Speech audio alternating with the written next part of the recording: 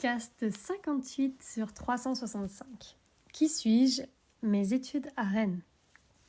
Donc aujourd'hui et toute cette semaine, je donne des cours à une étudiante de l'académie qui est venue avec son cheval.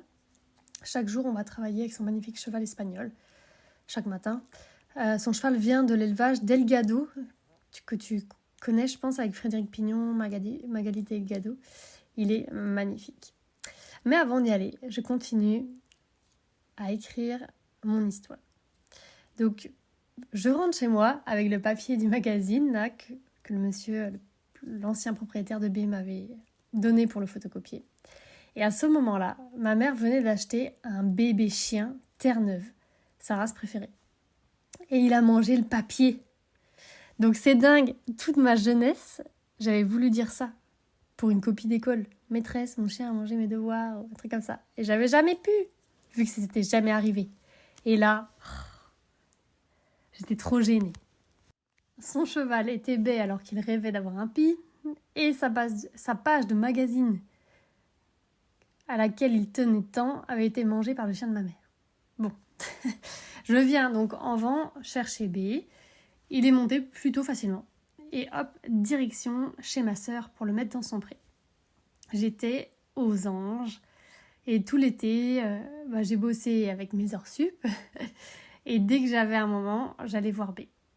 C'était pas métro, boulot, dodo. C'était B, boulot, B, dodo. Il était temps de penser à mon avenir. C'était cool cette vie, mais un temps. Je comptais pas rester travailler dans cette entreprise toute ma vie. Je rêvais d'autre chose. Quelque chose de stimulant intellectuellement. Alors j'ai regardé comment intégrer les masters éthologie. Pour y entrer, c'était compliqué. Et en effet, avec le recul, je comprends pourquoi.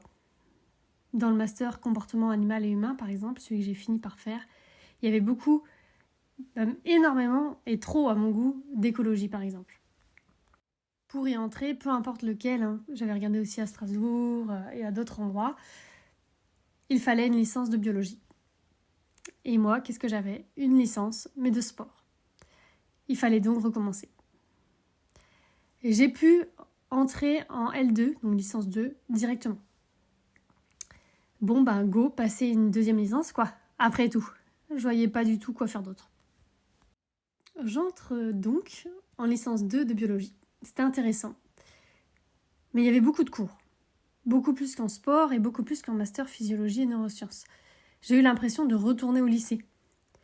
Les heures étaient de 8h à 18h. J'étais là, En sport, on avait par exemple, de 9h à 11h, on avait un sport, donc natation par exemple. De 12h à 13h, on avait psycho. De 13h à 15h, on avait hand. Oui, on n'avait pas le temps de manger. On mangeait nos sandwichs en psycho, je me rappelle, puisqu'on avait la dalle après la natation. Bref, c'était, ça partait un peu dans tous les sens. Il y avait des horaires, des fois, c'était même des cours très tard le soir. Enfin, voilà. Là, en bio, tout était calé. Donc ça m'a fait bizarre au départ, vraiment, parce que, c'est hyper organisé, quoi, 8h, 18h. Tu pouvais avoir une routine, ce qu'on n'avait pas avant. Donc B, lui, il était resté chez ma sœur. Donc je le voyais que les week-ends. Et entre-temps, avec mon compagnon, on était revenus ensemble. Donc lui, il habitait à 2 heures de là, où je faisais mes études. B habitait aussi à 2 heures de là, mais pas au même endroit du tout. Donc voilà. Donc pas évident pour l'organisation. Donc n'ayant pas les finances pour avoir mon cheval en pension, j'avais fait ce choix-là. Mais c'était un peu compliqué. Puis un jour, en bactériologie, donc c'est une super matière, vraiment. Ça paye pas de mine comme ça, mais c'est vraiment intéressant.